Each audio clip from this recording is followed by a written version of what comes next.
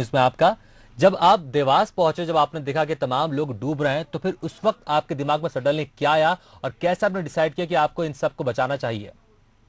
हम लोग जब वहाँ पर पहुंचे थे उस समय तो वहाँ पे काफी माहौल बहुत खराब था। पब्लिक बहुत ज्यादा वहाँ पे जी। चिल्ला चोट कर रही थी वहाँ पे। तो हमें जो हमारे सीएसपी साहब थे जिन्होंने हमें मेरे साथ में लेके गए थे, तो हमारी बोर्ड एक बार बेच चुकी थी वहाँ पे। तो उन्होंने जी। हमें बोला था कि बिल्कुल सोच समझ के जाना है, किस तरीके से क्या जाना है। उनके गाइडेंस से ही हम लोग गए आगे।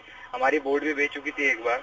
फिर जी। हम दोनों ने आगे सब हाथ पकड़ा एक दूसरे का और हम दोनों ही वहाँ तक पहुंचे सबसे पहले।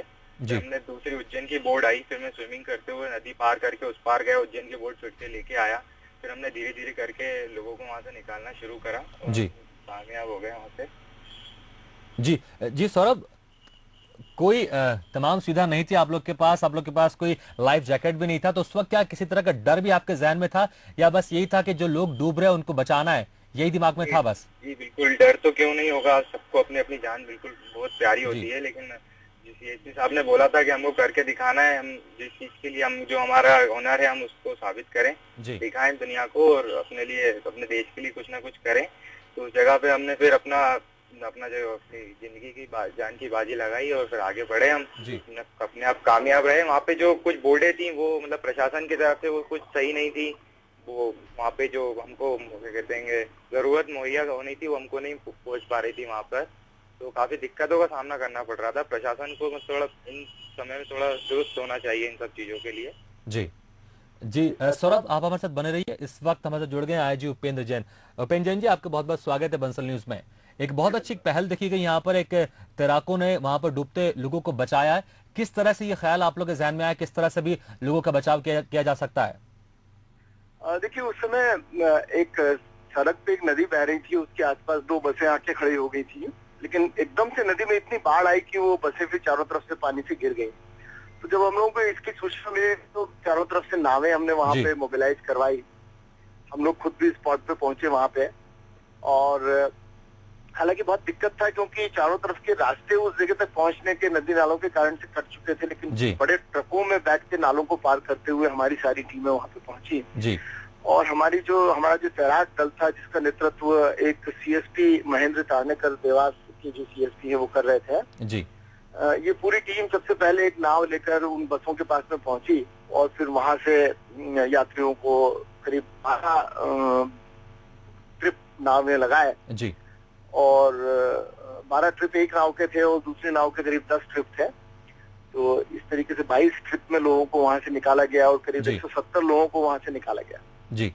जी। जब इस तरह के हालात बनते हैं तो उस वक्त बहुत सारी तमाम परेशानियां भी आती हैं, तो किस तरह की परेशानियां सामने आती हैं और क्या खास ख्याल रखा जाता है इस तरह के रेस्क्यू ऑपरेशन में? इसमें सबसे मुश्किल चीज थी वहां तक पहुंच पाना, क्योंकि उस जगह के रोड के दोनों तरफ, उज्जैन तरफ से भी हम नहीं जा पा रहे थे क्योंकि और रास्ते में नाले और नदी सड़क के ऊपर थे। और मक्सी तरफ से भी पहुंचना बहुत मुश्किल था। लेकिन चूंकि मक्सी तरफ से छोटा नाला था तो बड़े ट्रक में बैठ के पहुंचना, पहली बात तो पहुंच ये सबसे मुश्किल था। दूसरी बात, उसके एक दिन पहले चूंकि कन्नौज खातेगांव क्षेत्र में बहुत ज्यादा बाढ़ आई हुई थी तो हमारी सारी नावें वहां पे फंसी हुई थी। जी। तीसरी बात, जब हमने नाव को डाला किसी तरह से, जब ये सारी नावें हमारी वहां पहुंची और जब नाव को हमने पानी में डाला तो फ्लो इतना ज्यादा था कि हमारी नाव भी बहने लगी। जी। तो वो एक बड़ा चिंता का क्षण हम लोगों के लिए था कि जो नाव हमने डाली थी पहली नाव, वो बह के नदी में बही जा रही थी। लेकिन फिर वो हमारे जो नाव चालक वगैरह थे उन्होंने किसी तरह से उसको कंट्रोल किया और फिर धीरे धीरे एक व्यवस्था बनी जिससे कि सब लोगों को निकाला गया। जी। जी। उपेंद्र जैन जी, जब इस तरह के तमाम हालात बनते हैं, आप लोग ने तैराकों की मदद ली इस रेस्क्यू ऑपरेशन में, तो इन तमाम हालातों में जो तैराक होते हैं उनको भी कहीं ना कहीं डर लगता है, तो कैसे आप लोग ने उनको मोटिवेट किया इस रेस्क्यू ऑपरेशन में शामिल होने के लिए? हमारे पास में ट्रेन्ड रेस्क्यूअर्स की टीम है। जी। इस तरह की चीजें वो लोग करते रहते हैं। एक दिन पहले ही सोनकच्छ और खातेगांव और कन्नौज में भी इस तरह के ऑपरेशन किए गए थे। जी। तो एक असेसमेंट जरूरी होता है कि कहीं ऐसा ना हो कि हम अपनी रेस्क्यू टीम को खतरे में डाल दें। जी। तो उन लोगों को इतनी ट्रेनिंग होती है कि वो धीरे धीरे ये असेस करते हुए आगे बढ़ते हैं कि कहीं रेस्क्यू ऑपरेशन में वो खुद तो नहीं बह जाएंगे। इस बात का ध्यान रखना बहुत जरूरी होता है कि रेस्क्यू ऑपरेशन में कहीं रेस्क्यू टीम खुद न बह जाए। जी। जी उपेंद्र जी, बहुत बहुत धन्यवाद इस तमाम जानकारी के लिए। तो खास ख्याल रखा जाता है कि रेस्क्यू जो टीम है कहीं वो खतरे में ना पड़ जाए, लेकिन ये भी ध्यान रहता है, ये भी पहला प्रेफरेंस रहता है कि पहली प्रायोरिटी रहती है कि जो वहां पर लोग फंसे हुए हैं बाढ़ में उनको कैसे किस तरह से सकुशल बाहर निकाल लिया जाए। लगातार हमारे साथ बने हुए सौरभ कहार। सौरभ, क्या इस तरह के ऑपरेशन में कभी आप पहले भी शामिल हुए हैं? हाँ जी, मैं इससे पहले मेरे मामा जो मेरे कोच हैं यहाँ पे जी भोपाल के अंदर, हमारे पास कम से कम 150 से ज्यादा नेशनल प्लेयर स्विमर है हमारे पास। जी तो वो हमारे जो कोच है, वो उससे पहले हम लोग को सियस्त में जो उज्जैन में हुआ था इससे पहले, जी हम उसमें भी जाके वहाँ पे कई बार हम लोग रेस्क्यू ऑपरेशन कर चुके हैं। तो ये मेरा तीसरा क्या कहते हैं मौका था कि जब मैंने लोगों को बचाया। जी तो ये मेरा मतलब काफी अच्छा रहा इस बार। उस समय क्या है कि इतना उसका नेटवर्किंग इतना ज्यादा नहीं होता था न्यूज जी चैनल्स का कि लोगों को पता चल पाए। इस बार अभी नेटवर्किंग बहुत ज्यादा है, न्यूज वाले जल्दी से जल्दी पहुंच जाते हैं जगहों पे, तो उनका काफी ज्यादा सपोर्ट रहता है हर चीज के अंदर। पब्लिक को जी शो भी जल्दी हो जाती है सारी चीजें।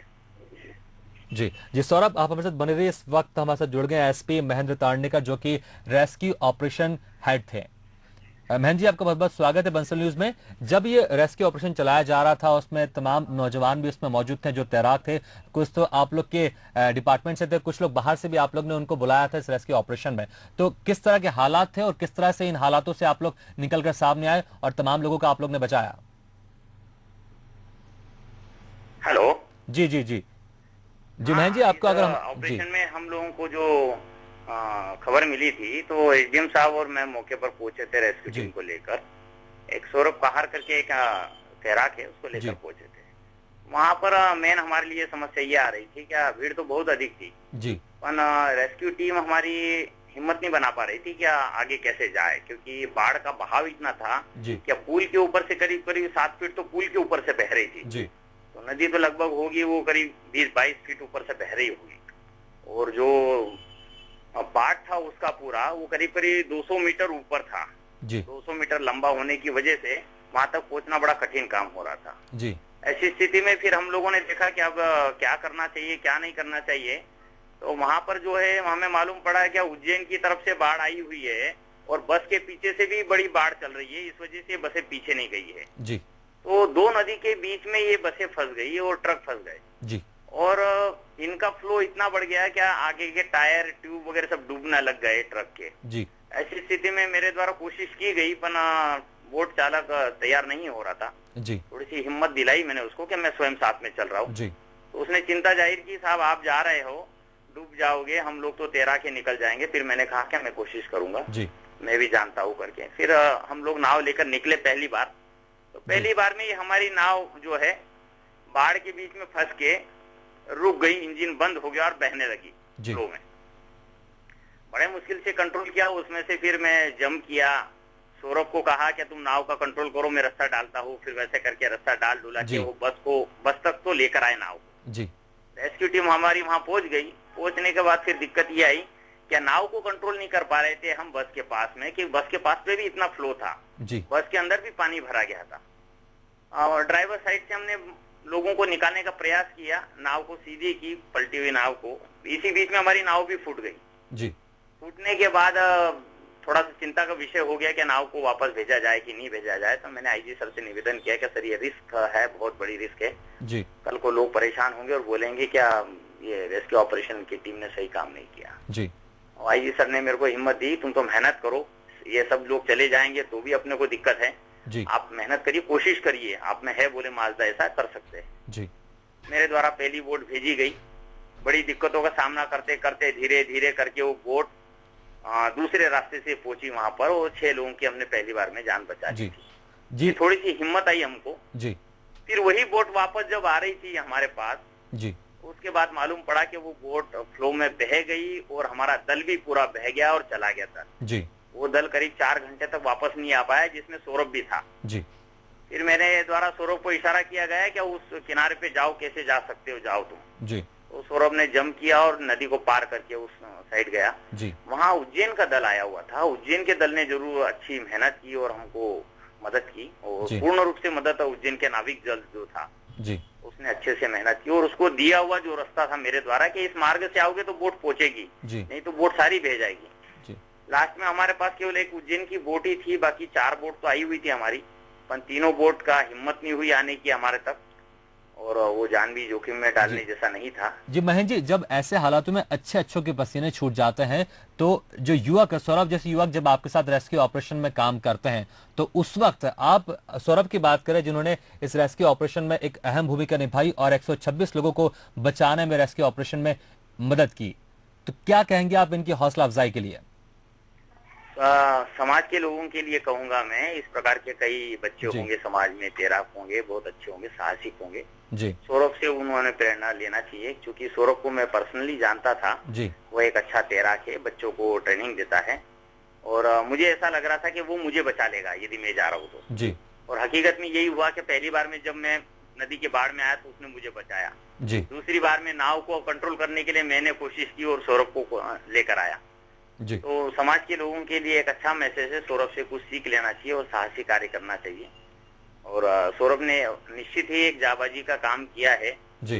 मुझे मेरे 13 साल की नौकरी में ऐसा जाबाज व्यक्ति नहीं देखा। क्या इतनी बाढ़, तूफान और 100 मीटर 200 मीटर पाट पे पार जाना और वहां से लेकर आना, और मेरा कोई साथ दे पाएगा, क्योंकि हमारे नाविक दल भी बहुत घबरा गए थे पूरी तरह से जी। जब नाव फंस गई तो दूसरी बार तो हिम्मत ही नहीं हुई उसकी, और दूसरी बार में तो नाव पूरी चली ही गई हमारी, फिर उसके बाद 4 घंटे तक नहीं आ पाई वो नाव। जी वाकई महेंद्र जी, बहुत काबिल तारीफ वाली बात है जो सौरभ ने इतना एक हौसला का एक काम किया है, एक बहादुरी काम किया है। अच्छा, किसी तरफ से प्रशासन की तरफ से पुरस्कार भी उनको दिया जा रहा है? जी जी, सौरभ के लिए जीवन रक्षा पदक के लिए रिकमेंडेशन हो रहा है जी। और हमारे यहाँ से कलेक्टर सर और आईजी सर और कमिश्नर साहब ने रिकमेंडेशन के लिए कहा है, तो उसका प्रपोजल हमारी ओर से शासन को भेजा जा रहा है। जी जी, वाकई बहुत अच्छी बात है, प्रशासन की तरफ से भी एक अच्छी पहल है, और जो सौरभ ने जो काम किया है ये बहादुरी का, ये भी वाकई काबिल तारीफ है। महेंद्र जी बहुत बहुत धन्यवाद है हमसे बात करने के लिए, और सौरभ आपके बहुत बहुत धन्यवाद है हमसे बात करने के लिए, और आपके भविष्य के लिए बहुत बहुत शुभकामनाएं।